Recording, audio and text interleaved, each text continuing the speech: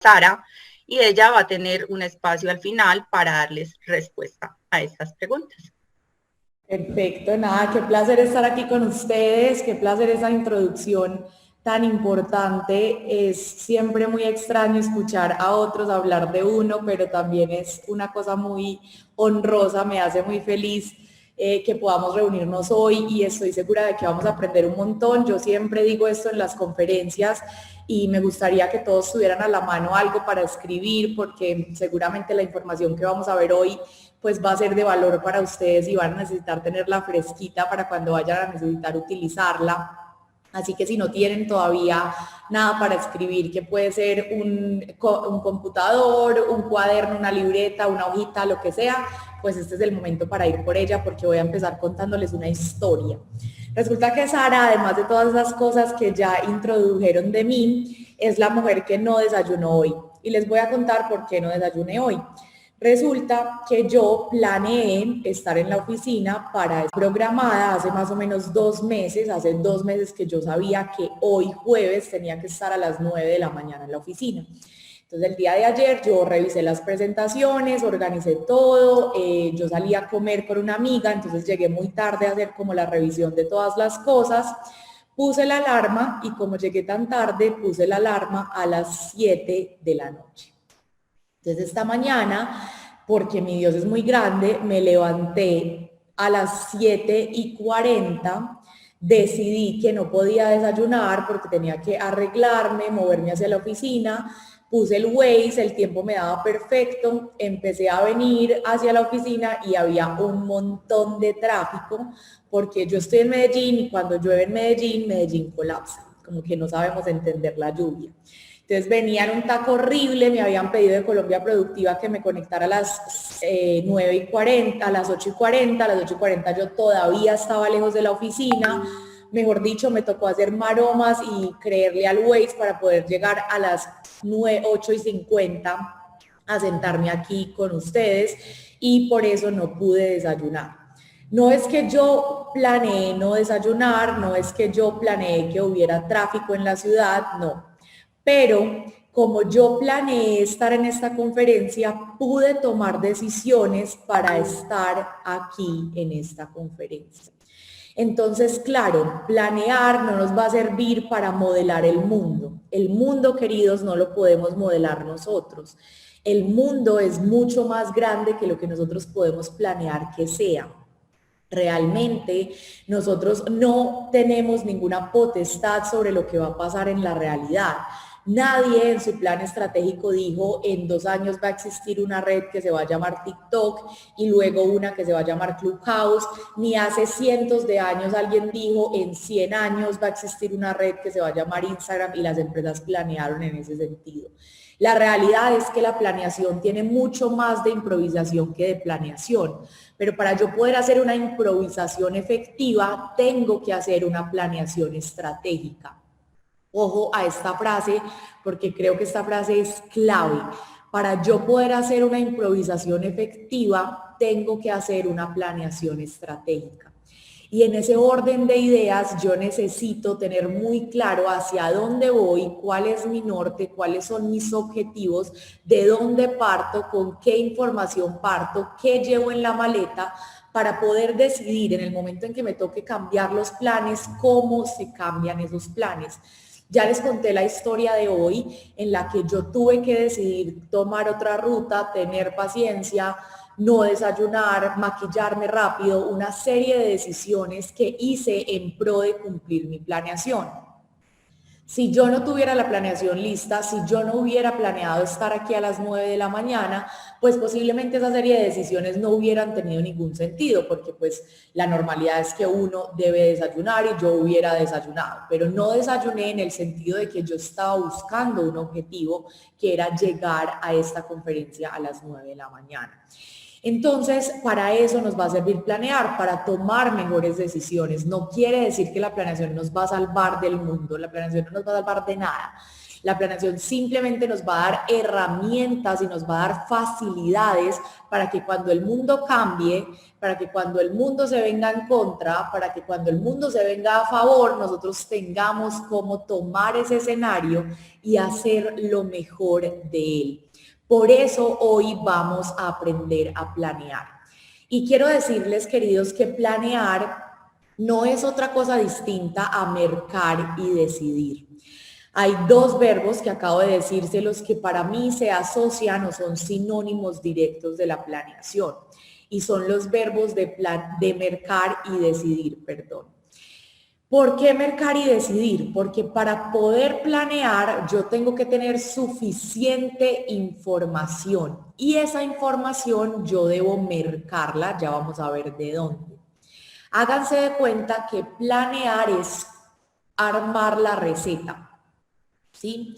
Y para armar la receta yo necesito saber qué tengo en la nevera o qué necesito comprar para la nevera en aras de que yo luego en ejecución pueda efectivamente armar la receta.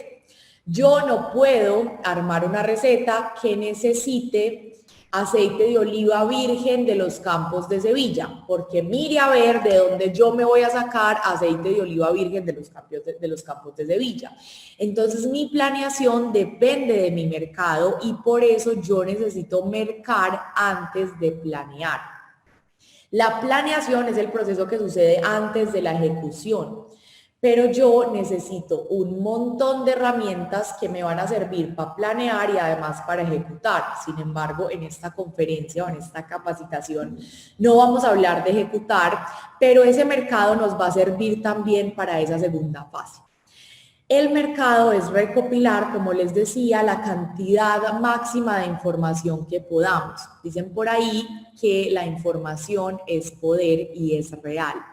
Entre más información yo tenga, más fácil va a ser para mí planear, desarrollar, improvisar, X, Y, Z, W, todos los verbos que le sigan, porque voy a tener herramientas para hacerlo. Hace poco escribí un artículo que se llama Improvisar es planear el doble y quiero traerles un escenario que propuse en ese artículo. Imagínense que ustedes están aquí en esta conferencia y yo de repente digo, listo, ya no vamos, la conferencia no la voy a dictar yo, sino que voy a llamar aquí a Tatiana. Tatiana, yo necesito que te pares acá y hables, por favor, de las moléculas subatómicas de los dinosaurios. Pues a menos que Tatiana sea una súper investigadora de dinosaurios, Tatiana va a estar friki morty porque no tiene suficiente información para improvisar sobre lo que yo le estoy pidiendo que haga. Contrario a si Tatiana, me voy a inventar, es dermatóloga y yo le digo, Tatiana, te voy a invitar en este momento a la conferencia para que nos hables un poco sobre el cuidado de la piel y las rutinas de la mañana. Seguramente Tatiana en ese escenario será capaz de improvisar. Por eso la información es necesaria, porque la información nos va a dar la habilidad de generar contenidos. Yo no puedo generar contenidos acerca de algo que no conozco, no puedo planear algo que no conozco. Si a mí me piden en este momento hacer la planeación estratégica del contenido de Colombia Productiva, aunque yo sea una experta en estrategias de contenido, yo no podría hacer esa planeación porque no tengo ni idea de nada más de lo que he aprendido en reuniones pasadas y esta que es muy poquito frente a la realidad del negocio. Entonces, en la planeación, en la ejecución, en la revisión, en todo lo que venga después, yo voy a quedarme corta. Por eso lo primero es que tenemos que conocer y reconocer muy bien nuestros negocios. Y esa es la parte a la que me refiero cuando hablo de mercar. Tenemos que tener la información fresquita y a la mano de aquello que queremos planear y luego ejecutar. Y la segunda parte, como ya les decía, es decidir. Para poder planear, yo primero debo mercar, que ya acabo de explicarles, y después debo decidir. Y esa decisión es que listo, yo tengo todo esto en el costal, ¿qué voy a usar? Pónganle que yo tengo 5 dedos para usar, pero tengo solo un espacio para 2 dedos. Entonces debo decidir cuáles dedos son los que voy a meter en ese espacio.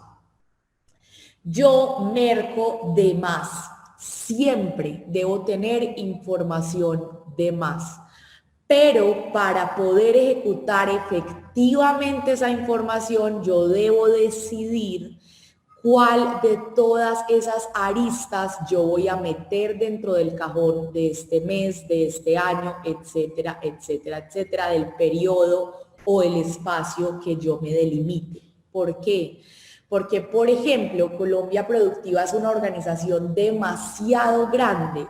Si uno tuviera que contarla toda en Instagram, en LinkedIn, en la página web, moriría loco. Sería una vaina que no cargaría. Habría que hacer 500 publicaciones al día. Yo, en aras de volverme relevante de cara al usuario, debo decidir qué cuento y qué no cuento o qué cuento después. Hay una página que yo sigo y me gusta muchísimo, es una consultora y desarrolladora de software para planeación estratégica de contenidos digitales, se llama HubSpot, se escribe HUBSPOT,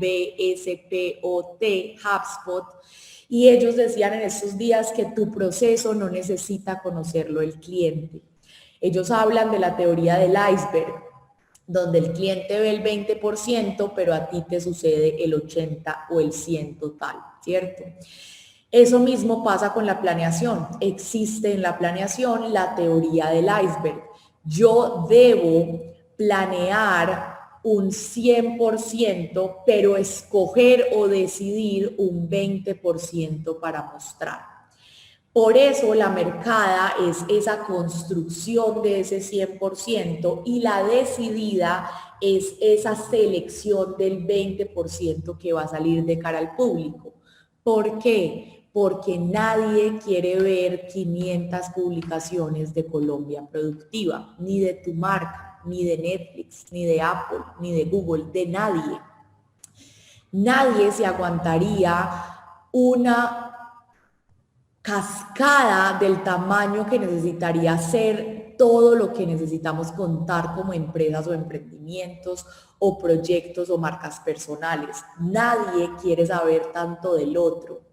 Por eso yo necesito decidir. Entonces aquí vamos a aprender en esos dos sentidos. Vamos a aprender a mercar y vamos a aprender a decidir. ¿Cómo sucede esa mercada y esa decidida? Suceden en dos puntos de vista o dos escenarios que son vitales para escoger la información, tanto la que voy a mercar como la que voy a exponer. ¿Cuáles son esos dos escenarios? El primero es a mí qué me importa, yo qué necesito contar. Con mucho respeto, yo voy a decirles que ustedes no se conectaron a esta conferencia para escuchar los 10 minutos en los que les explicaron qué es Colombia Productiva, seguramente.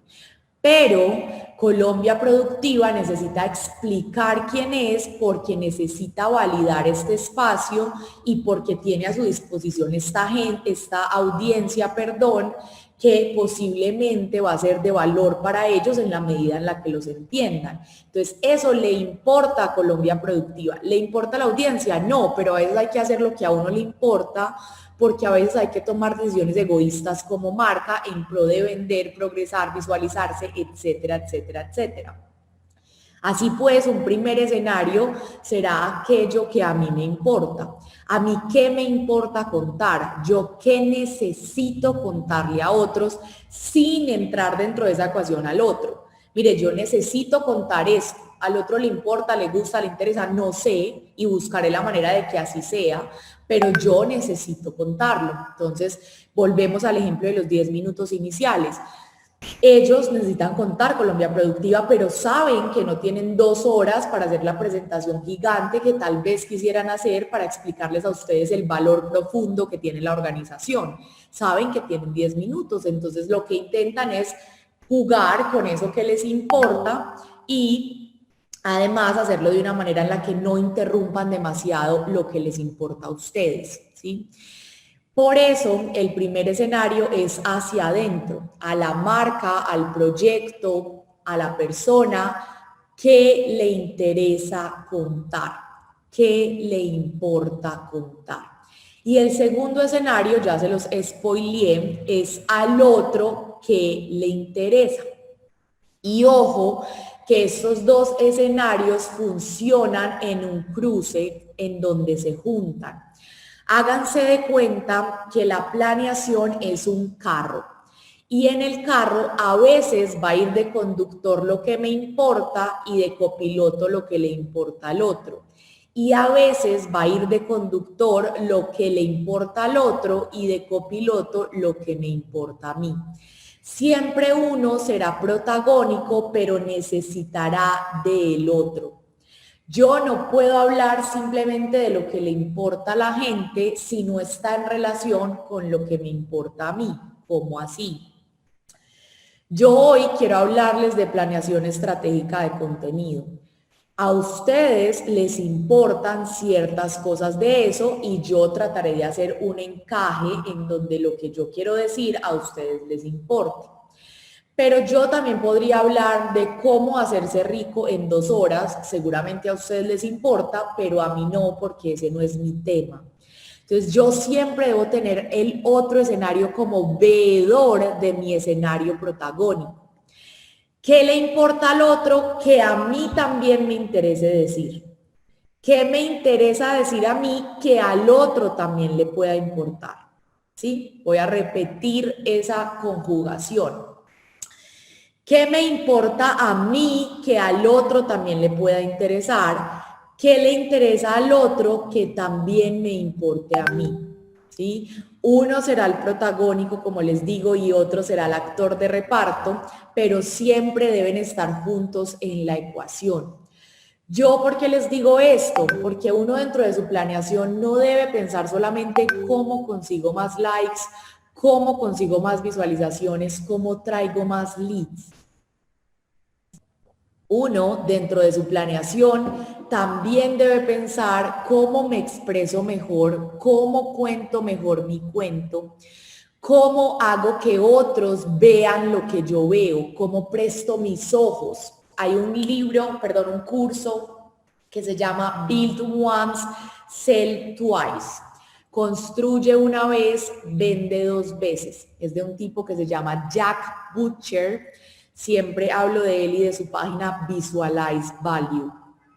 En ese curso él dice que si tus clientes vieran el problema como tú lo ves, seguramente te comprarían más rápido. Por eso yo también debo buscar escenarios dentro de mis contenidos donde yo hable del problema y cómo yo veo el problema, porque solo trayendo a la gente a pararse desde el mismo punto donde yo estoy parado, voy a poder ofrecer mi solución como eso, una solución. Entonces, por eso no simplemente voy a hablar de lo que al otro le importa, que lo que al otro le importa es una frase cliché, una vaina que nosotros llamamos candy content. Háganse de cuenta que el contenido es como la nutrición. ¿Qué quiere comer una persona todos los días? Helado. Qué dicha uno desayunar helado, almorzar helado y comer helado. Maravilloso. Pero mire a ver si usted desayuna, almuerza y come helado, cómo se muere en 2 meses de diabetes, amigo, ¿sí? O de un infarto, o se le taponan las venas. Ni siquiera creo que en 2 meses, en una semana. Entonces usted no puede todo el tiempo comer helado, lo mismo que usted no puede todo el tiempo generar candy content, porque el candy content es el contenido dulzón, el que a todo el mundo le gusta, pero yo también necesito brócoli, también necesito carne, también necesito carbohidratos, proteínas, minerales, probióticos, un montón de cosas que no me va a dar el helado. Y lo mismo, la marca va a necesitar contar un montón de cosas que no le va a dar el candy content. Entonces, claro, yo como marca, por ejemplo, yo tengo una agencia de contenidos digitales que se llama Better Studio. Y yo en Better Studio saco un post que dice, los community managers son los mejores profesionales del planeta, todo el mundo. Compartir, likear, guardar, comentar, mejor dicho, me vuelvo el más popular de la escuela.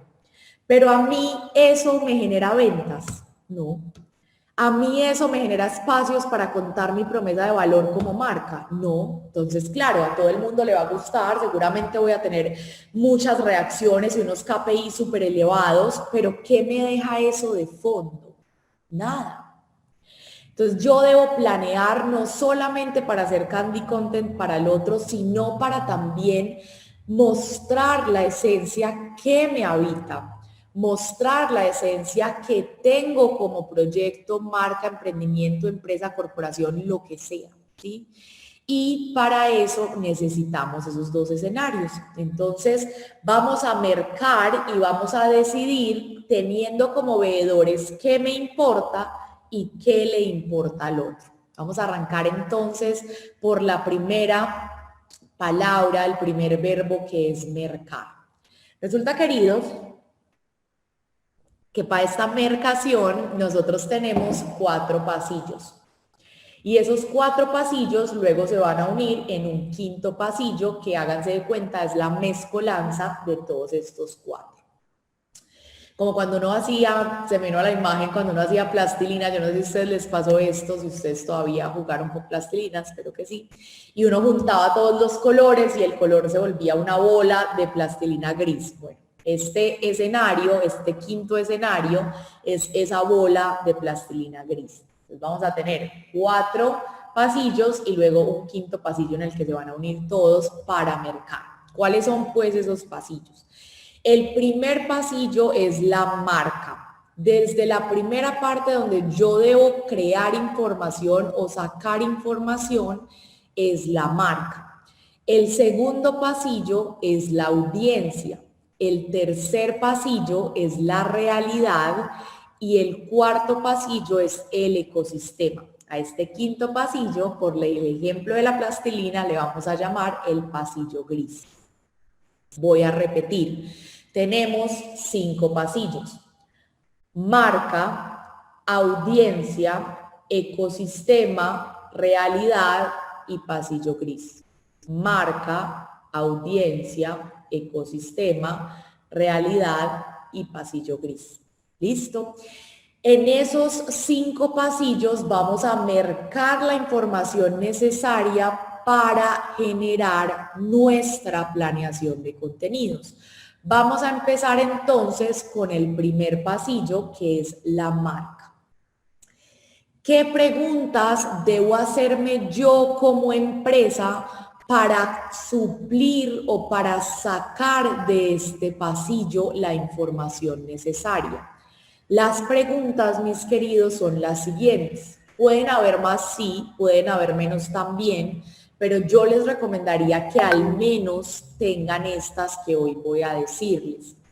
Donde yo, Sara Betancourt, les recomiendo que ustedes tengan un documento que se llama Guía de Comunicación Estratégica.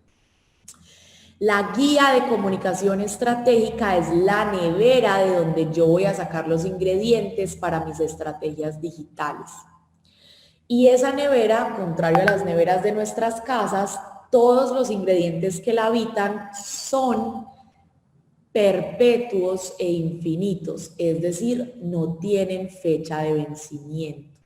O sea que yo puedo ser muy juicioso y llenar en un batacazo o en una sentada toda esa nevera y aún así voy a poder funcionar porque los ingredientes no van a vencerse. Entonces, yo les recomiendo que monten su nevera, que es su documento de guía estratégica de comunicación, y que llenen en un día, en un mes, en una semana, toda esa nevera para que siempre que vengan a hacer la planeación tengan la nevera lista con los ingredientes.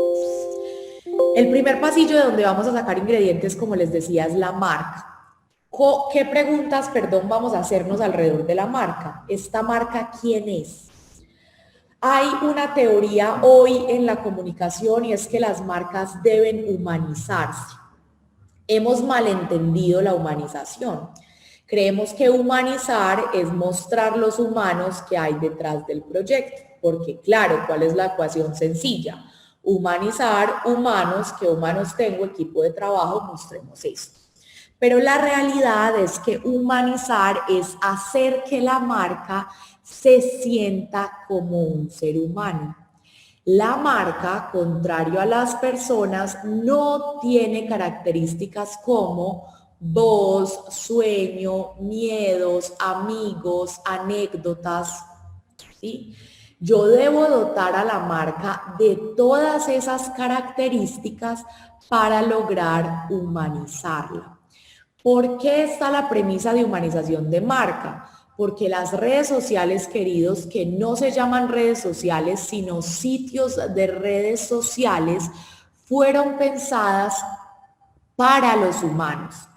Los anteriores espacios en los que se hacía publicidad fueron pensados para las marcas.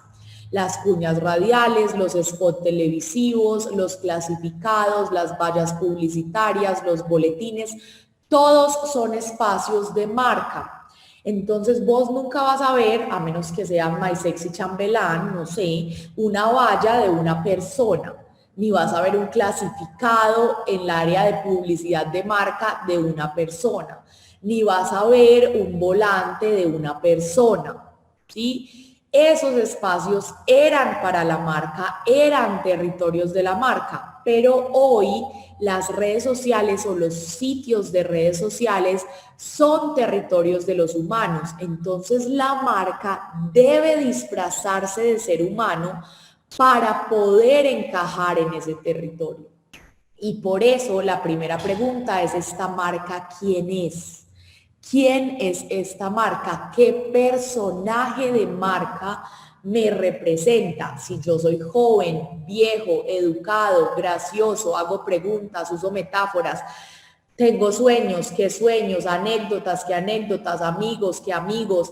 Debo construir, esta pregunta miren que es gigante. Nosotros tenemos un juego virtual para equipos en www.bettershop.com que se llama Who, y es un juego de preguntas para generar el personaje de marca, porque esta primera pregunta de quién es la marca, la realidad es que detona un montón de otras preguntas, como los sueños, los lenguajes, etcétera, etcétera, etcétera. Aquí la respuesta es compleja y hay que sacarle tiempo. La segunda pregunta es: ¿mi marca qué promueve? Hace poco encontré un término que me parece interesante y es esencia de valor. Yo creo que en últimas todos somos muy parecidos. Hace poco me pasó una experiencia, de hecho, muy graciosa. Llegaron a mi oficina unas chicas que tenían un consultorio de odontología. Y les digo yo, bueno, ¿y cuál es el diferencial de su marca? Y me dicen ellas, pues que en la entrada del consultorio hay un humidificador y huele muy rico. Eso es una historia de la vida real. Yo como que, ¿qué? La verdad es que los diferenciales o las promesas de valor no son diferentes. Todos tenemos diferenciales parecidos, incluso diferenciales que no son diferenciales de cara al usuario, o diferenciales que se vuelven diferenciales en nuestro ecosistema, pero que todos los que pertenecen al mismo ecosistema los tienen. También me pasó una vez una historia muy graciosa, un tipo que asesoraba inversiones en ganadería, y le digo, bueno, ¿y cuál es el diferencial? Y me dice, mi diferencial es que yo te mando la foto de la vaca muerta. Lo que yo, perdón, me dice, sí, es que cuando tú inviertes en ganadería te dicen que tu vaca se murió, pero realmente tu vaca no se murió, es que se muere una vaca y se la mandan a 10 personas para robarse la plata. Entonces yo lo que hago es que marco tu vaca y cuando tu vaca se muere, yo efectivamente te mando una foto de la vaca muerta. Para mí, que no estoy en inversiones ganaderas, yo dije, este es el diferencial de la vida, o sea, wow. Pero luego me fui a estudiar y muchas otras marcas lo hacen, porque en su ecosistema eso es lo común. Entonces nosotros realmente de fondo no somos tan diferentes, pero en profundidad, o sea, después de tocar esa capa del fondo y me vengo un poquito más abajo, como a donde está el núcleo caliente de la Tierra, en mi esencia sí hay algunos diferenciales. Entonces yo debo encontrar qué promuevo como marca, pero además debo encontrar cuál es mi esencia de marca.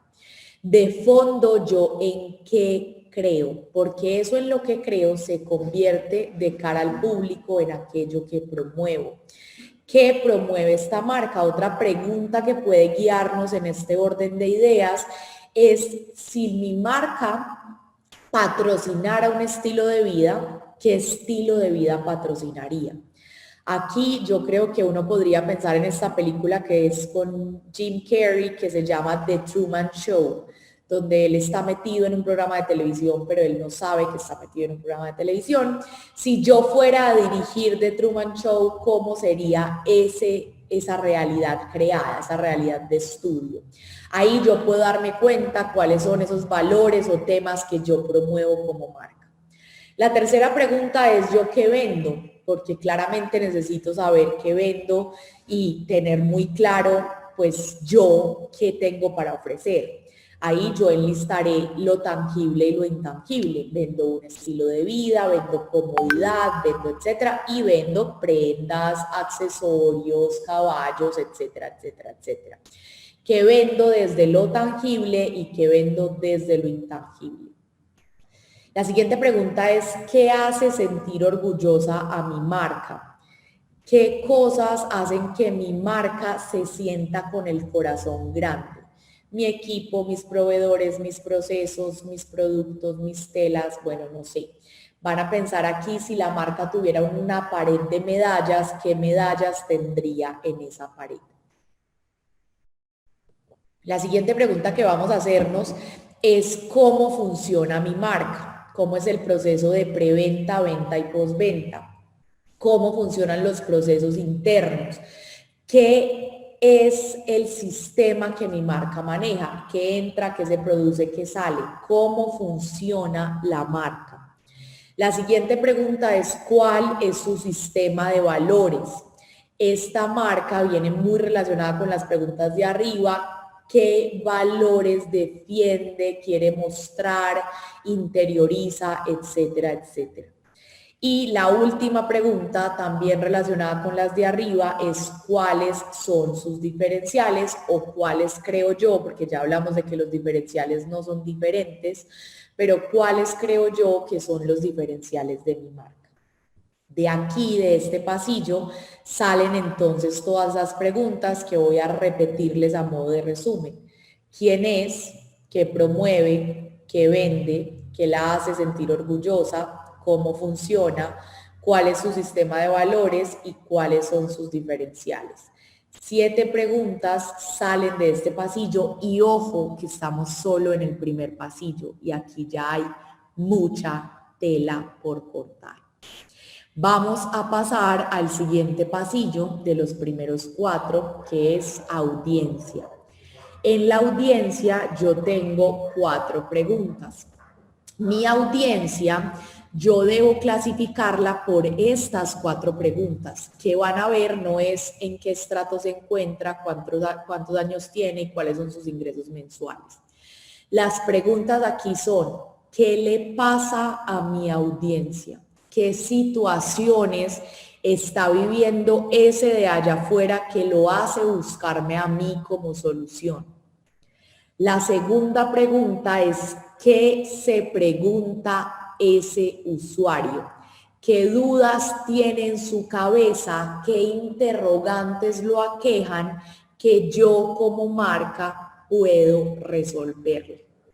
La tercera pregunta es, ¿qué le gusta a esta persona que la hace sentir contenta, entendida, merecedora? ¿Qué cosas le gusta recibir, escuchar, etcétera?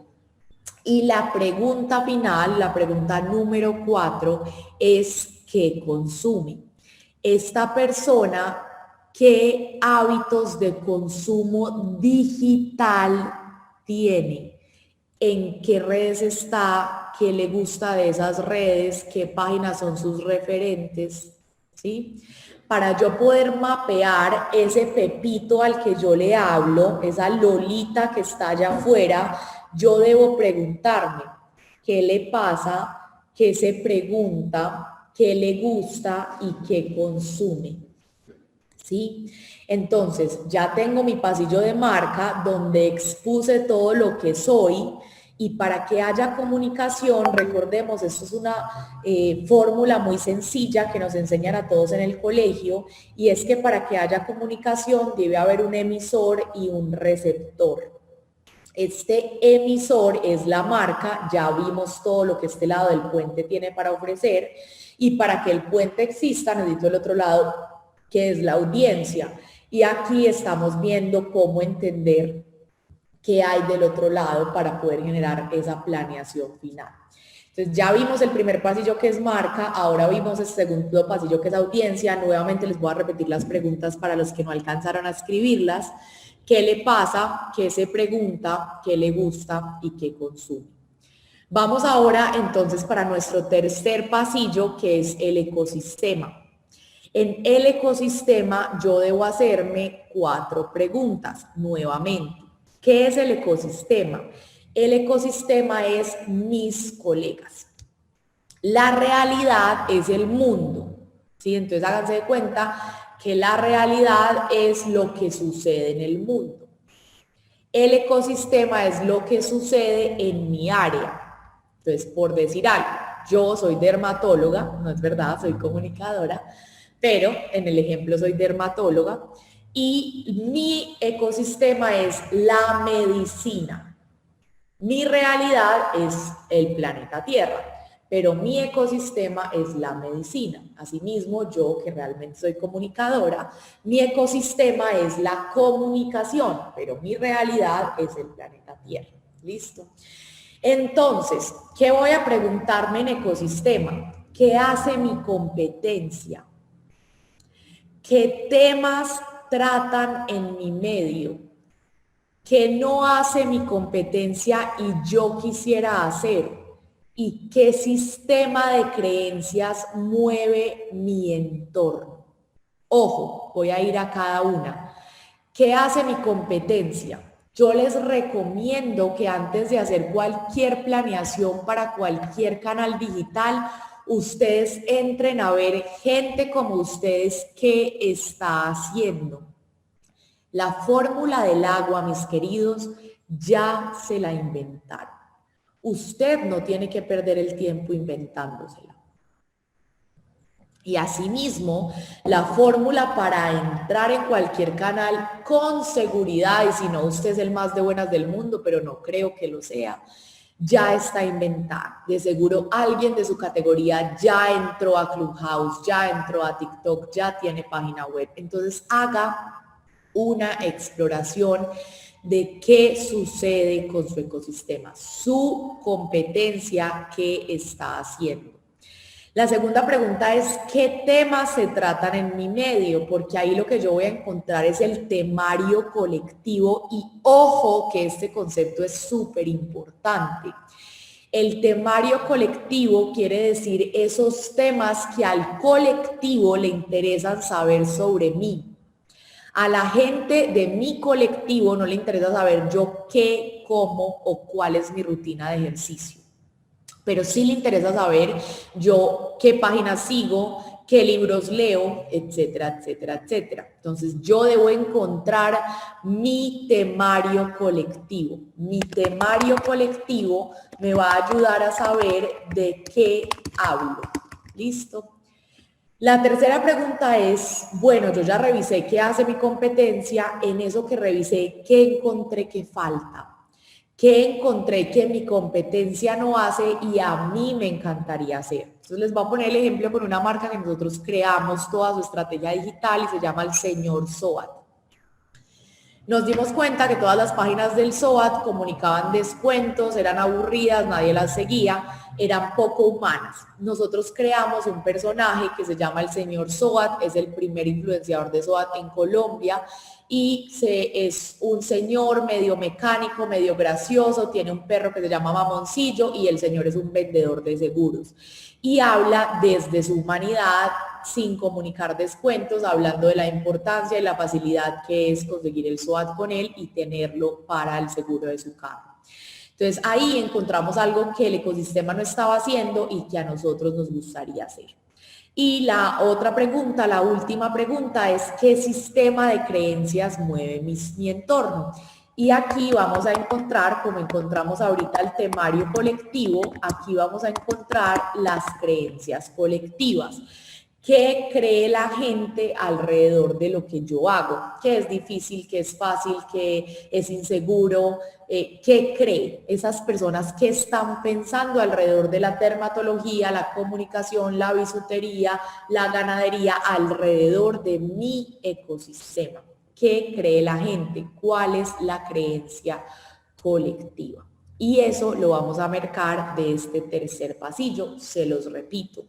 ¿Qué hace mi competencia?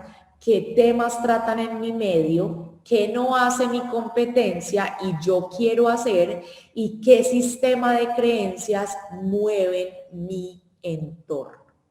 Esas 4 cosas van a ser las cosas direccionadoras, las preguntas direccionadoras para marcar lo que yo necesito de este tercer pasillo.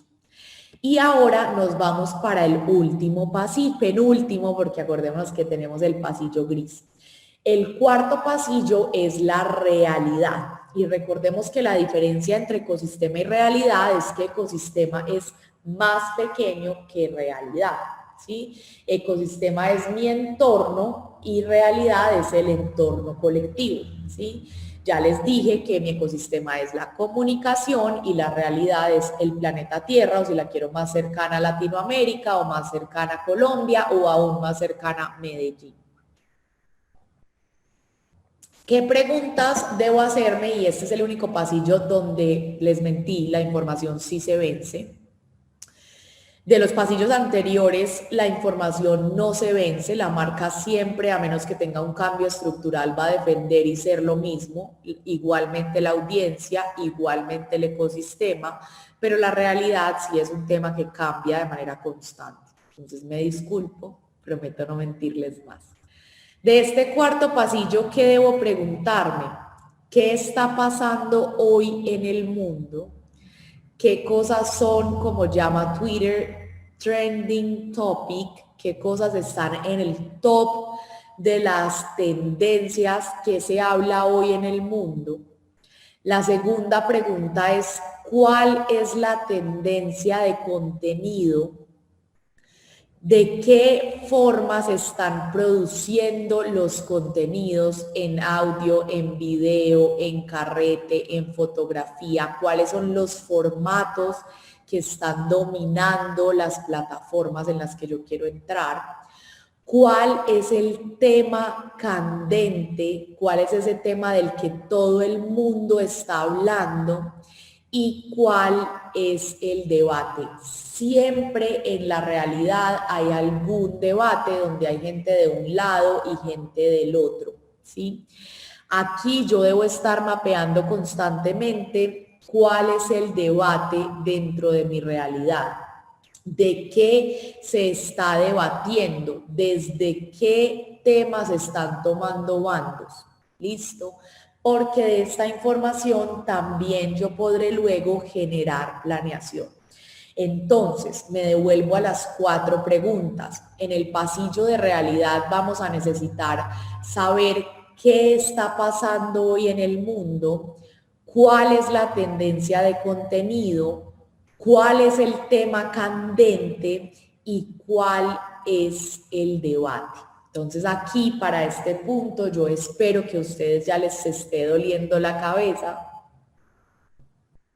y que sepan o hayan entendido que hay demasiada información antes de yo poder sentarme a planearla y que debo mercar con muchísimo juicio esa información si quiero que mi planeación sea efectiva, eficiente, creativa y demás características con las que quiera dotarla. Vamos a entrar ahora, entonces, mis queridos, para terminar este tema de mercado, vamos a entrar a los pasillos o el pasillo realmente gris, donde les digo que se mezcla la audiencia, la marca, la realidad y el ecosistema. De este pasillo gris, nosotros vamos a sacar una serie de información. Entonces, lo primero que vamos a preguntarnos es qué mitos existen alrededor. En el chat. Sí. Entonces, digamos, una que creo que puede ser interesante ir abordando, que tú lo mencionabas como respecto a la cantidad de contenido que se genera, y es, nos consultaban si hacer publicaciones diariamente en Instagram podría llegar a cansar a la audiencia, si sería recomendado hacerlo o más bien depende del tipo de entorno o de negocio que estamos manejando. Bueno, ahí te respondo lo siguiente. Claro, aquí es respuesta de reina. Todo depende. Depende si yo soy X, Y, si trabajo con X o Y. Aquí digamos que podemos hacer una metáfora. Si a vos te dan regalos todos los días, vos te cansás. No, qué dicha. Si son buenos regalos, qué dicha. Pero si a vos te entregan tareas difíciles todos los días, te cansás. Claro, te cansás. Entonces la frecuencia necesariamente depende del valor. Si yo tengo la capacidad de generar valor todos los días, adelante, publique todos los días, 3 veces al día, todo lo que usted quiera generar, bienvenido. Pero si la realidad es que yo no soy capaz de generar valor todo el tiempo, porque generar valor es una tarea extenuante, entonces es mejor que yo genere calidad sobre cantidad. Si yo puedo generar cantidad y calidad a la vez, adelante, lo que sea. Pero si yo puedo solamente generar calidad y debo renunciar a la cantidad, esa es una renuncia que debo hacer, porque siempre debe primar el valor. Entonces, si yo soy capaz de generar valor en publicaciones diarias, adelante. Pero si la verdad es que no, entonces debo, digamos que ser compasivo conmigo mismo y con mi trabajo y decir, no, mira, la verdad es que yo soy capaz de hacer una publicación buena una vez a la semana y es mejor esperar por una publicación buena que dañar el ecosistema o dañar el canal por intentar hacer muchas publicaciones malas.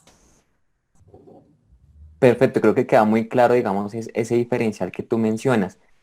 Hay otras preguntas que digamos que también se repiten y es sobre todo a los entornos B2B, si debe haber, digamos, algún tipo de diferencia en las estrategias que se generan, digamos, con respecto a, digamos, B2C, o si, digamos, dentro de lo macro que tú nos planteaste, uno se puede mover para los diferentes entornos.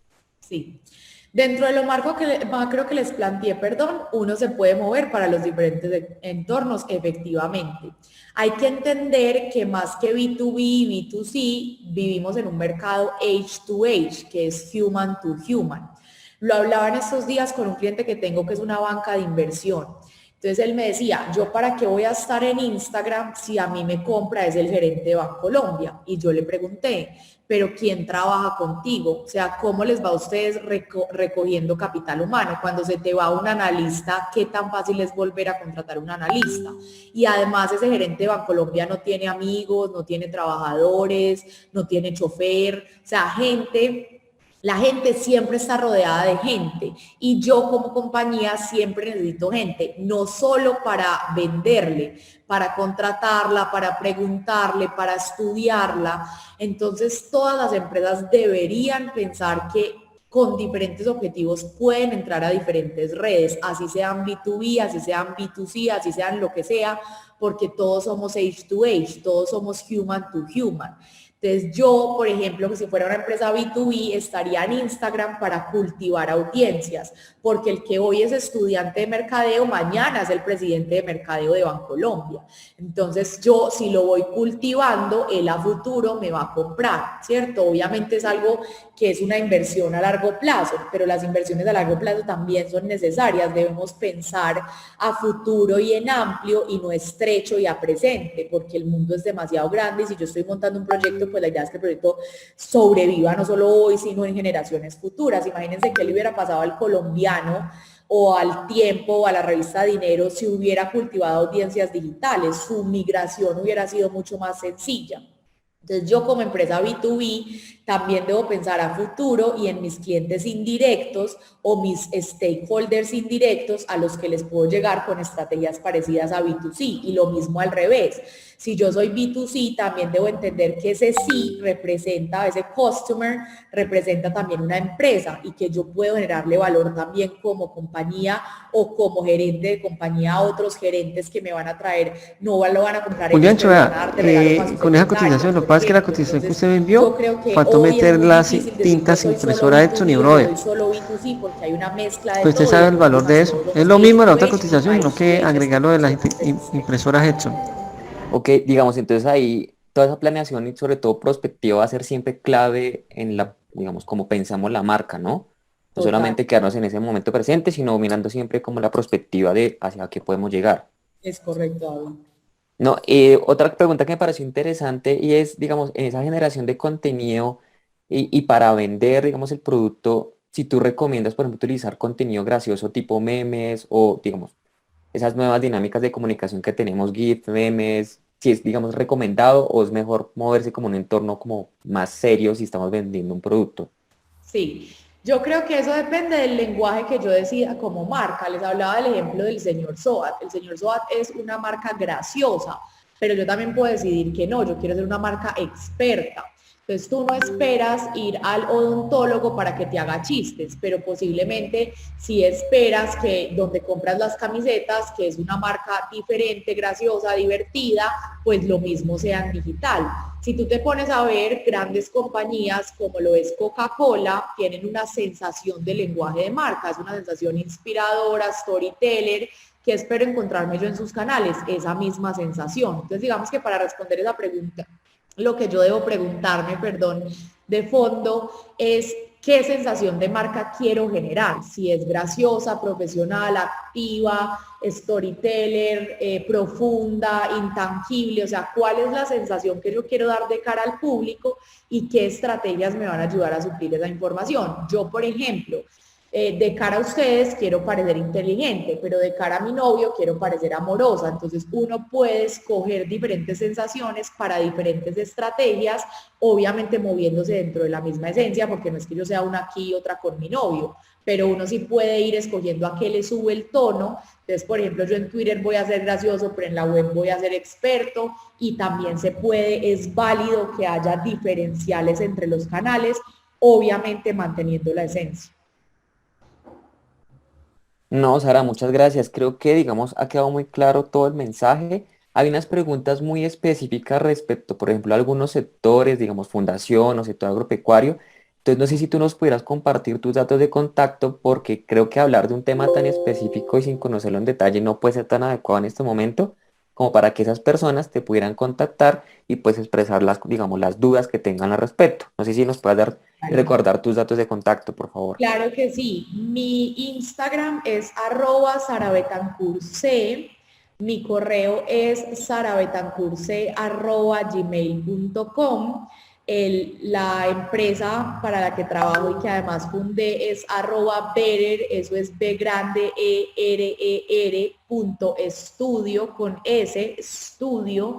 Así la encuentran en Instagram. Estoy en LinkedIn como Sara Betancourt C y de ahí me pueden escribir un mensaje y podemos coordinar alguna reunión en caso de que necesiten algo más profundo o responderles directamente por ahí en caso de que sea una pregunta sencilla. Listo. Sara, muchísimas gracias. Todos también los que estuvieron conectados, muchas gracias por su participación tan activa. En el chat se estuvo moviendo mucho las preguntas. Esta grabación queda, digamos, en YouTube para que la puedan consultar cuando lo quieran. Y también en la página de Economía Productiva pueden consultar todo el material que se podrá crear, sobre todo la parte de contacto de Sara, para que, digamos, puedan tener actualizado siempre esta información. A todos, muchas gracias. Y Sara, mil y mil gracias, digamos, por este espacio que nos diste. Con mucho amor, gracias también, repito tus gracias a todos los que se conectaron y espero que quedemos en contacto.